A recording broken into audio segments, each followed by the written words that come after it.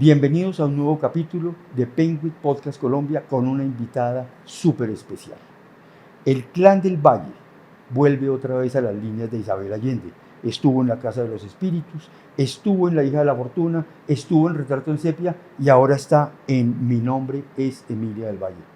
Muchas gracias, Isabel. Hola Alberto, gusto de oírte de nuevo. Gracias.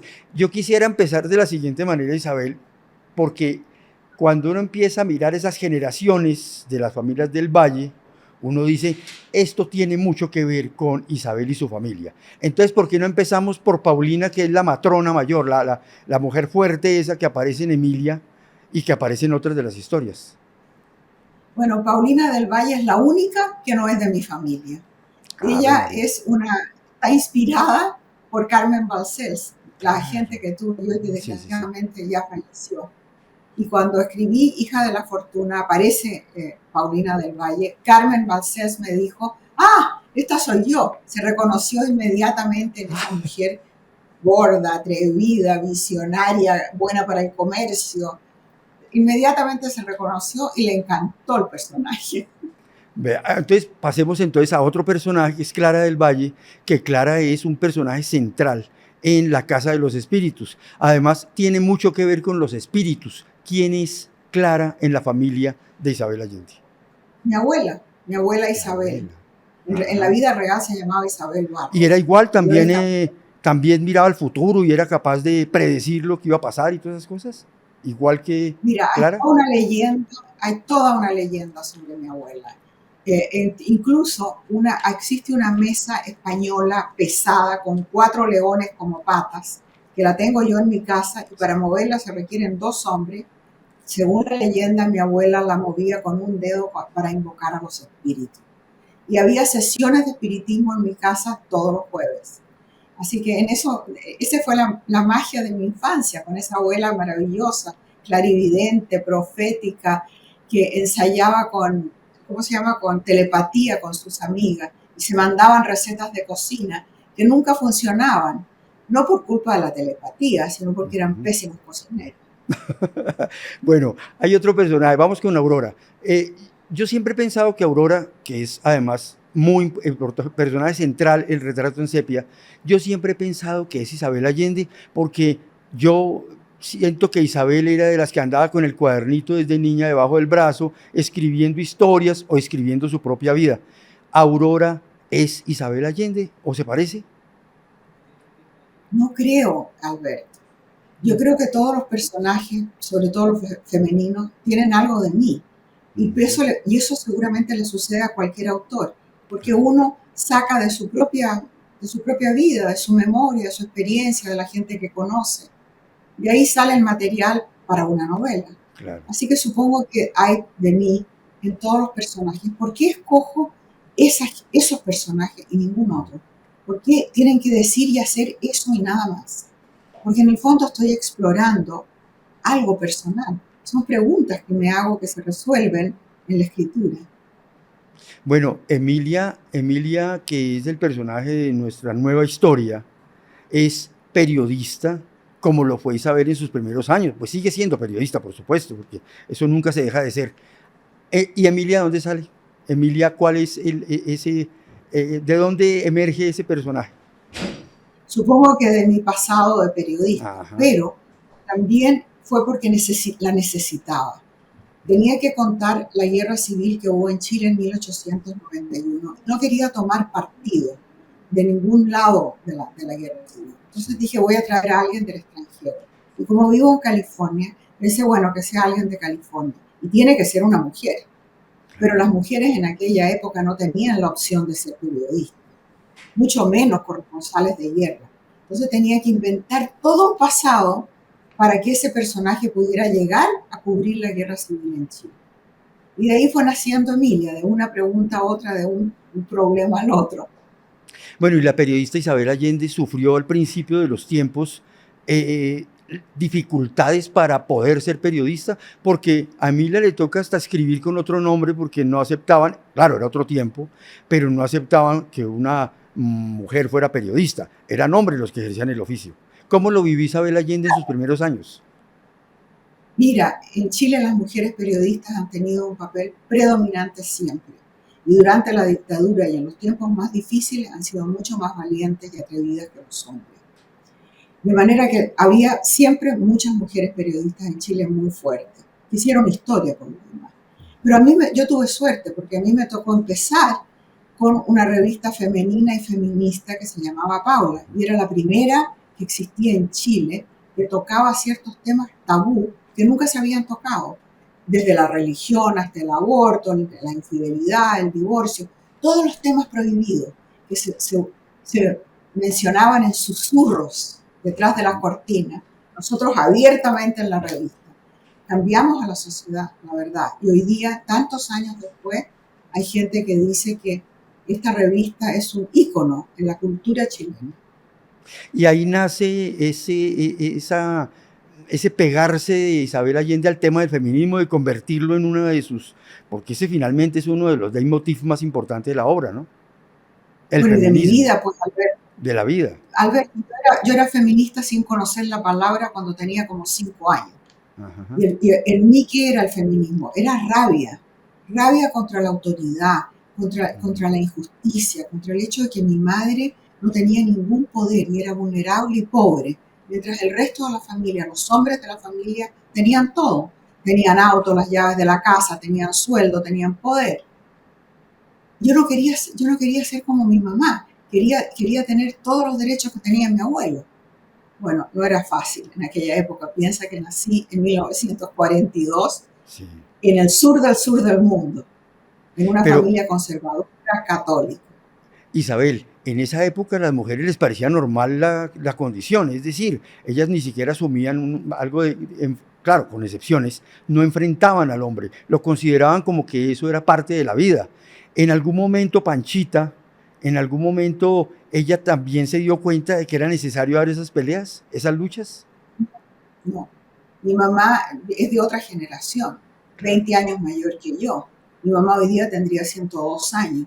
Ujú.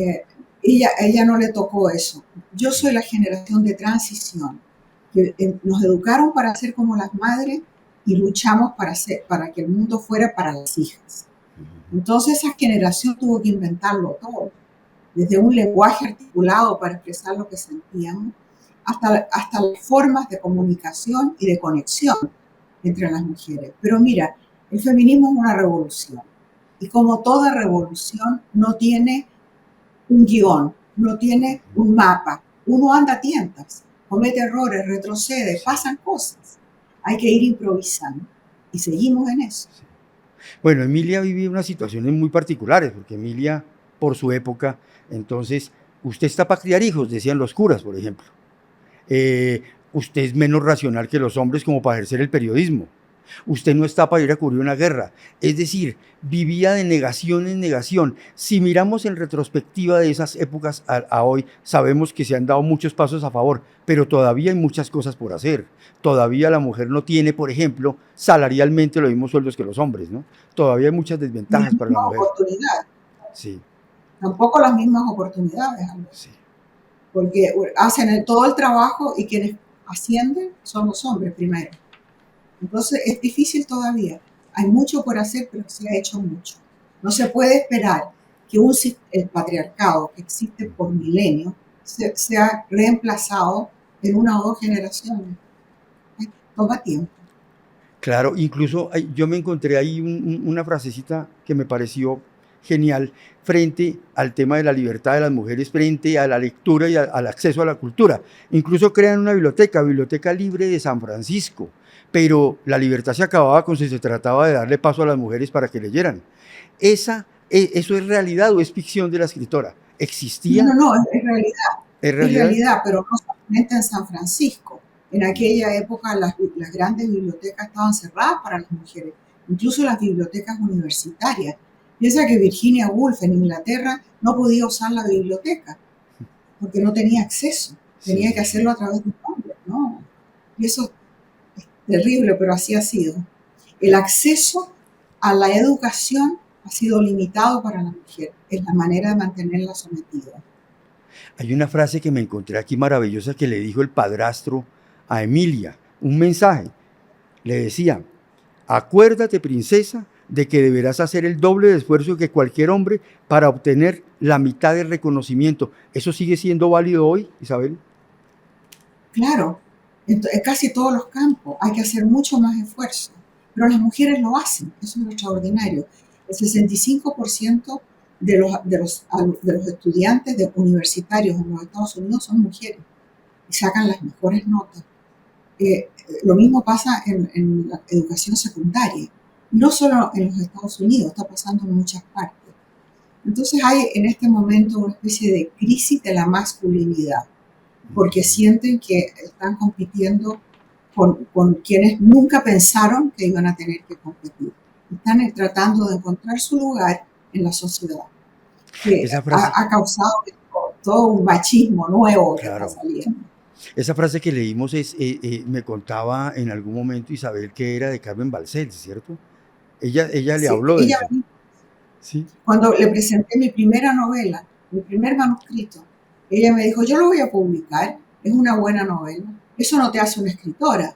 Un escritor se prueba en el segundo y el tercer libro y te advierto que por ser mujer vas a tener que hacer el doble o 3 veces el esfuerzo de cualquier hombre para obtener la mitad de reconocimiento y respeto. Y ha sido exacto, Alberto, sobre todo en Ujú. Chile. Bueno, hay un personaje del que habla Isabel ahí, que es Randall Hearst, que es el jefe de Emilia en el periódico, es el dueño del periódico. Pero es un personaje que tiene una historia para el periodismo asociada al amarillismo, la historia misma de la guerra hispano-norteamericana por Cuba. Dicen que él tiene una responsabilidad en la explosión del buque Maine que desata la guerra. Y dice que incluso le dijo al fotógrafo, yo pongo la guerra, usted ponga las fotos. ¿Por qué escogió a ese personaje en especial para que fuera el director de ese periódico en particular? Porque fue, o sea, Ah, él fue. los personajes históricos que aparecen en la novela, todos Ujú, existieron y dijeron esas cosas. O sea, la investigación es profunda y tengo que darle el crédito a mi hermano Juan, claro. porque él es un profesor retirado que se ha dedicado a darme toda esta información. Y por supuesto, si voy a mencionar al Examiner, tengo que mencionar a Hearst, porque él lo fundó, como fundó Claro, un imperio de sí. periódicos parecidos al Examiner en todas las ciudades importantes de los Estados Unidos. Bueno, voy a dar un salto para hablar de otro tema que es quizá otro tema central de Isabel Allende, que es la migración. Entonces, estas novelas de las que hemos hablado tienen un vínculo entre Chile, Estados Unidos, Chile, California. Todo se mueve ahí en esas dos direcciones. ¿Sí? La hija de la fortuna, Retrato en sepia, y esta novela en particular. Es finalmente la vida de Isabel Allende. Es Isabel Allende Porque es moviéndose en esos fascinante, dos territorios. es cierto, pero fíjate que gente desplazada, ya sea por exilio, porque son refugiados, o porque son inmigrantes, o por cualquier otra razón, aparecen en todos mis libros, Alberto, incluso antes del golpe militar, o antes de que yo misma saliera al exilio. Entonces, yo creo que, no estoy equivocada, porque escribí mis libros ya en el exilio, Ah, sí. pero en todos hay, sobre todo en la última década, todos mis libros tienen el problema de la inmigración porque está en el aire. Y además yo tengo una fundación que trabaja con refugiados, internacionalmente, pero sobre todo en la frontera americana, con México. Entonces, es un problema que lo tengo tan vivo que no lo puedo ignorar. Y hay veces que la historia me cae en la falda, no tengo que inventar nada. Como en El viento conoce mi nombre, una Claro. niñita ciega de El Salvador que la separan de la madre en la frontera. Y se pierde la madre en la burocracia de la inmigración y la niña ciega sin saber ni dónde está, sin hablar una palabra del idioma. Imagínate el trauma. Sí. Esa niña la conocí a través de la fundación. Eso ocurre durante el primer gobierno de Donald Trump, del que muchos nos creíamos salvados ya para un segundo periodo, pero llegó otra vez Donald Trump. ¿Cómo se está replicando otra vez ese momento, esa tragedia del migrante con las políticas del señor Trump hoy, Isabel? Mucho, mucho peor, 100 Sí. veces peor que antes. Ahora hay una campaña que por lo demás fue la campaña que lo hizo presidente, porque fue el tópico más importante, la economía y la inmigración, lo que hizo que la gente votara por él. Él prometió que iba a resolver el problema de la migración y lo ha hecho con la máxima crueldad y eficiencia. Entonces, si entraban 50.000 inmigrantes ilegales durante la época de Biden en una semana o en un día, ahora entran 1.000, si es que entran. Y están deportando gente a diestra y siniestra. Están interviniendo hasta en las iglesias para agarrar gente. Y lo envían ni siquiera a sus países de origen. Algunos van a parar a la prisión de Bukele en El Salvador. Sí, es terrible. Entonces, hasta Guantánamo han llegado a parar, hasta Guantánamo. Hasta Guantánamo. Ahora quieren transformar Alcatraz en una prisión. Alcatraz ha estado cerrado desde 1920 y tanto. Y ahora lo quieren convertir en prisión. Entonces, hay una crueldad, hay una cosa que es casi nazi en esto. De convertir a los inmigrantes como los nazis convirtieron a los judíos en culpables de todo. Resulta que por ser persona de color, naturalmente eres un criminal. Porque por otra parte, el gobierno de Trump ha prácticamente invitado como refugiados a un grupo de personas blancas de sudafricanas, sí, claro, del apartheid además. Ya no puede ser más racista, o sea, es obvio. Sí. Invita en un momento Trump dice que si fueran escandinavos, bienvenidos. Claro, abre las puertas a los blancos del apartheid, pero expulsa a la población más pobre. Aquí se está creando una estigmatización peligrosa, además, contra los migrantes. Claro, como te decía, hay un problema de raza, que en este país hay el movimiento cristiano nacionalista blanco, White National Christian Americans. Y esta gente cree que esta es una nación cristiana y blanca, y todos los demás están de más. Isabel, ¿cómo explicar el voto latino que monta Trump? ¿Cómo puede explicar uno eso? Machismo, querido, machismo, porque los que votaron por Trump son los hombres jóvenes. Las mujeres latinas, si votaron por Trump fue porque siguieron al marido o al amante o al novio, qué sé yo. Pero fue un problema de los hombres latinos y ahora lo están pagando, porque estos son los que primero recogen para la deportación. Bueno, Isabel, yo quiero ir a una paginita de aquí del libro, porque hablando de migrantes, hablando del corazón que deja el migrante en el país del que procede, ¿cierto? Hablando de Emilia cuando llega a un lugar de Chile, dice: en este lugar mágico del sur de Chile están mis raíces más antiguas, raíces de antepasados indígenas, españoles y mestizos, raíces más profundas que las de mi madre en Irlanda, la madre de Emilia es irlandesa, o las de mi nacimiento en California. Esto cuando yo lo leí, yo dije, aquí no solamente está hablando Emilia, está hablando también la autora Isabel Allende, porque está hablando de sus raíces. ¿Es así? Estoy hablando de unas raíces imaginarias, Alberto, porque realmente he estado en el sur de Chile muchas veces, pero no vengo de allí, no me crié allí, mi infancia fue en Santiago, pero la tierra que me tira es el sur de Chile, los volcanes, los bosques, el agua por todas partes, el mar. Todo eso es mi territorio imaginario. Cuando escribí un libro, una pequeña memoria que se llama Mi País Inventado, ese es el Chile para mí. Ese es el Chile de las raíces. Claro, pero es el Chile del momento en que hay recuerdos de infancia, porque en Perú no hay recuerdos de infancia. Los recuerdos están en Chile. Yo me fui del Perú antes de cumplir 3 años, claro. Cuando mi padre abandonó a la familia. Pero los primeros, desde los 3 hasta los 10, 11, vivía en la casa de mi abuelo. No sé si ya te he contado antes, y perdona si me repito, pero el recuerdo más vívido de aquel tiempo fue acompañando a mi abuelo en un viaje al sur. Mi abuelo tenía ovejas en la Patagonia Argentina y en la época de la esquila venía desde Santiago en tren hasta el sur. En el sur tomaba hasta donde llegaba el tren y de ahí para adelante por unos caminos de tierra en jeep y después en mula cruzar la cordillera. Y ese viaje se dormía en la cordillera arriba en una especie de refugios que había. que eran refugios de contrabandistas más que nada. Ujú. Y allí ese viaje con mi abuelo en la mula, con el frío y la lluvia y el olor y la maravilla del paisaje y el silencio, Alberto. Ese silencio que lo único que oyes son los pasos de las mulas en el suelo. Esa No se me descripción, olvidó nunca. claro, esa descripción que me hace Isabel me hace pensar en la descripción que hace Emilia de lo que va viendo su recorrido, porque ella también lo vive. Ella es Isabel de alguna manera.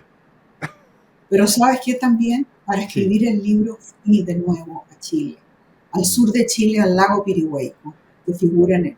Ah, Y en hice el el lago, camino en el lago Pirihueco, lo al que recorrí llega de Emilia, nuevo. al lago al que llega Emilia. Exacto, Claro. claro. Por eso esa reconstrucción tan hermosa del paisaje que hace Es que Isabel en el libro. el paisaje es fantástico. Claro. Bueno, al lado del paisaje fantástico también hay una historia violenta que está acá en el libro de Emilia. Y es la historia de Balmaceda, del presidente que es depuesto por grupos radicales conservadores. Pero me hace pensar en lo siguiente. En la Casa de los Espíritus, el epílogo es la suerte de Salvador Allende en manos de la dictadura. El señor Pinochet se toma el poder. 80 años antes está la historia de Emilia, donde un presidente es derrocado, un presidente liberal, progresista, es derrocado por conservadores. 80 años antes. Y dice el libro, el odio está guardado, quieto, ahí, pero en cualquier momento sale a flote. Eso le pasó a Chile. Y eso Eso le encontró pasa a Isabel. cualquier país. Yo Sí. creo que a cualquier país que ha sufrido una guerra civil queda dividido el país, polarizado, herido, herido en lo más profundo, porque uno pelea contra sus propios hermanos. En Estados Unidos, la guerra civil que hubo dejó el país dividido hasta hoy. Y hasta hoy estamos los estados rojos, donde todavía, si pudieran, tendrían esclavitud, y los estados azules, que son los progresistas demócratas. Eh, no ha cambiado, y en Chile todavía hay una tremenda polarización, que yo creo que a medida que pasan las generaciones Sí. y muere la última víctima de la represión, ya pasa a ser historia antigua, y supongo que las heridas se convierten en cicatrices. Es desalentador, porque uno lee eso y dice, sí, si los odios quedan siempre guardados y en cualquier momento van a salir, no tenemos salida. Es decir, eso casi que es estar signados para siempre por el conflicto y por la violencia. El ser humano, digamos. Como una maldición. Sí. Bueno, por eso hay que reemplazar el patriarcado, porque vivimos de acuerdo a las normas de la violencia, que es propia de la testosterona. Entonces hay que reemplazarlo por un sistema que sea más igualitario y que promueva la paz. Y no se resuelva el conflicto matándose unos a otros. Bueno, encuentra también Emilia en ese camino de auscultar como periodista qué estaba pasando y poderlo contar a través de su periódico. Encuentra también los atropellos a los mineros del salitre. Y resulta que una de las, algo que genera el conflicto es que ellos rechazan que les sigan pagando con vales de la compañía que hace la explotación, y les pagan con vales. Y entonces yo pensaba en nuestras bananeras, en nuestra masacre de las bananeras, porque la United Fruit Company pagaba con vales de la compañía también, y eso fue otro motivo allí de la revuelta. Esto es como si solo cambia el producto, pero el conflicto es el mismo, pero el producto es distinto. En uno es el banano y en otro el salitre. América Exactamente, la Latina, compañía y el sí, capitalismo, la misma cosa. la misma Se cosa. repite. Ese repetir de la historia parece ser también otro signo trágico de América Latina. ¿Está repitiendo lo mismo? No, Alberto, se repite la historia, pero no vamos en círculos, vamos en una espiral.